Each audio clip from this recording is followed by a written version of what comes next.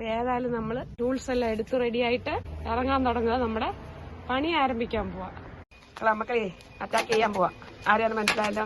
അതിന്റെ ടൂൾസും കാര്യങ്ങളും എല്ലാം എടുത്തിട്ടു.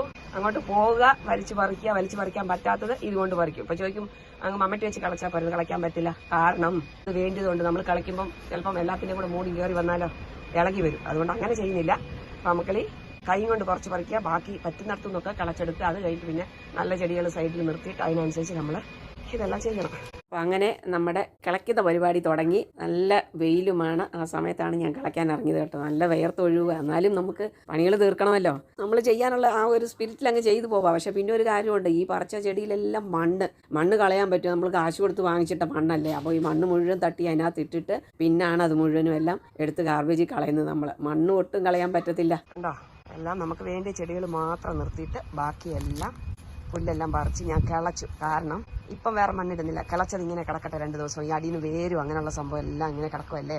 അതെല്ലാം മേളിൽ കയറി വന്നാൽ ഉണങ്ങിക്കോളും പെട്ടെന്ന് വെയില്ല. എന്നിട്ട് അത് കഴിഞ്ഞിട്ട് നമുക്ക് വളമിട്ട് ഇളക്കി ഒരു 2 ദിവസം വിടണം. ഇത്രയും ഇടം ഞാൻ ക്ലീൻ ചെയ്ത് കരിയിലൊന്നും വാരി കളഞ്ഞില്ല കേട്ടോ. അത് നമുക്ക് വളമല്ലേ. മക്കളെ മണ്ണെല്ലാം ഇളക്കി വിട്ടുകൊണ്ടിരിക്കുകയാണ്. പുല്ല് മാത്രമേ പറിക്കുന്നുള്ളൂ. ഇതിനകത്തെ കാടെല്ലാം ഫുള്ള് ഇത് ഇളകളെല്ലാം പറിക്കുക. പറിച്ച് വന്നപ്പോഴാണ് നമുക്കൊരു ലോട്ടറി അടിച്ച പോലെ സംഭവം. ഇത് കണ്ടോ, ആർക്കെങ്കിലും മനസ്സിലായത് എന്തുവാന്ന്? ഞാൻ കഴിഞ്ഞ വർഷം ഇത് ഇവിടെ നട്ടിരുന്നു.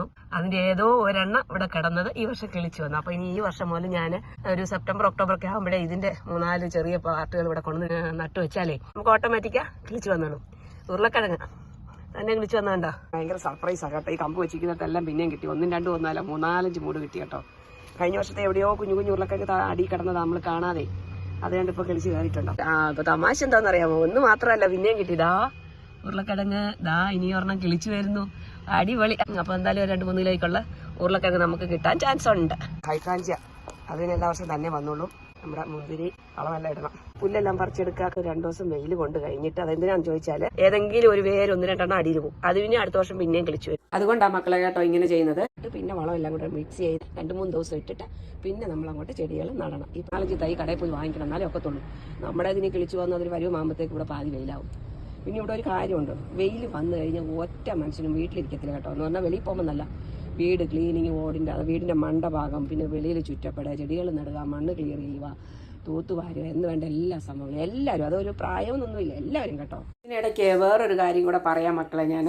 പിന്നെ ചെറി ബ്ലോസം ഇത് കേട്ടോ. പൂവെല്ലാം കഴിഞ്ഞ് വീണ് പോയി. നല്ല ഭംഗിയായിരുന്നു. എന്തോ ഒരു വലിയ മരം വന്ന് നോക്കോ, ഭയങ്കര വലുതാട്ടോ. പക്ഷെ പൂ നല്ലതാണ്. അത് വീണ് കഴിയുമ്പം ഒരു രക്ഷയില്ല കേട്ടോ. ഇവിടെ മുഴുവൻ അങ്ങ് കണ്ടോ, ഈ ചെടിക്കകത്ത് മുഴുവൻ അതായിരുന്നു. അതിനെ കരിയിലയുടെ കൂട്ടത്തിലായിക്കോട്ടെ ഞാൻ കളയ്ക്കുമ്പോൾ അങ്ങനെ അതിനകത്താക്കി ഇപ്പുറത്തെ സൈഡ് കണ്ടോ മുഴുവൻ പൂ ഉണങ്ങി കിടക്കുന്നത്. നമ്മുടെ വാതിൽ മുഴുവനും കിടക്കുന്നുണ്ട. പൂ വന്നിങ്ങനെ വീണ് കിടക്കുമല്ല, കുഴപ്പമില്ല. അപ്പൊ ഇത്രത്തോളം ആക്കി മക്കളി വളമെല്ലാം ഇട്ട് ഇളക്കിയിട്ട് കാണിക്കാം മക്കളെ കേട്ടോ.